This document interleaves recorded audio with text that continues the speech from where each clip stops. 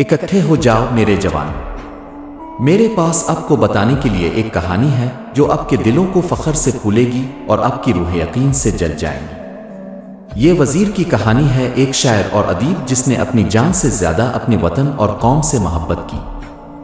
وزیر کی وطن سے محبت اس دریا کی طرح تھی جو ان کی روح سے بہتا تھا۔ اسے اس کے پہاڑوں اور وادیوں، اس کے دریاؤں اور صحراؤں سے پیار تھا۔ وہ اپنے لوگوں سے ان کی تمام طاقتوں اور کمزوریوں کے ساتھ محبت کرتا تھا۔ اسے اس کی زبان، اس کی ثقافت، اس کی روایات سے محبت تھی، اور اس نے اس سب کے بارے میں ایک ایسے جذبے کے ساتھ لکھا جس نے ہمارے لوگوں کے دلوں کو بھڑکا دیا۔ لیکن وزیر کی محبت صرف ایک رومانوی تصور نہیں تھا، یہ ہماری قوم کی آزادی اور وقار کے لیے ایک شدید اور غیر متزلزل عزم تھا۔ اس نے ناانصافیوں، ظلم و ستم کے بارے میں لکھا جو ہمارے لوگوں نے ان لوگوں کے ہاتھوں سہے جن کا خیال تھا کہ وہ ہم پر حکمران ہیں۔ انہوں نے جدوجہد، قربانیوں، ان ہیروز کے بارے میں لکھا جنہوں نے ہماری آزادی کے لیے جدوجہد کی، اور اس کے لیے وزیر کو گرفتار کیا گیا، بار بار تاریک کوٹھریوں میں ڈالا گیا، تشدد کیا گیا، دھمکیاں دی گئیں، لیکن وہ کبھی نہیں جھکا۔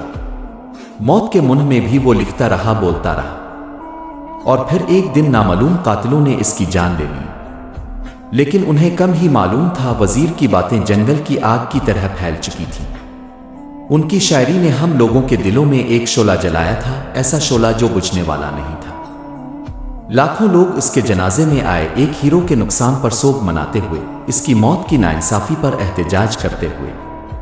انہوں نے اس کے نام، اس کے الفاظ، اس کی شاعری کا نعرہ لگایا، اور اس لمحے میں وزیر کی روح بڑھ گئی، یہ جانتے ہوئے کہ اس کی میراث زندہ رہے گی۔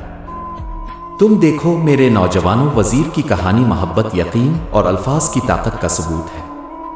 اس نے ہمیں دکھایا کہ ہمارا وطن صرف زمین کا ایک ٹکڑا نہیں ہے، بلکہ ایک زندہ سانس لینے والی ہستی ہے جو ہمارے اسلاف کے خون سے دھلتی ہے۔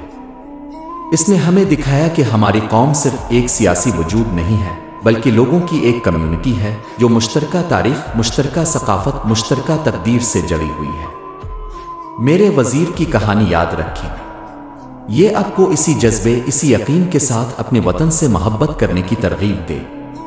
یہ آپ کو صحیح کے لیے کھڑے ہونے، اپنی آزادی، اپنے وقار، اپنے وجود کے لیے لڑنے کی ترغیب دے، کیونکہ آخر میں یہ وہ سال نہیں ہیں جو ہم جیتے ہیں، بلکہ ان سالوں میں جو زندگی ہم جیتے ہیں وہ واقعی اہمیت رکھتی ہے۔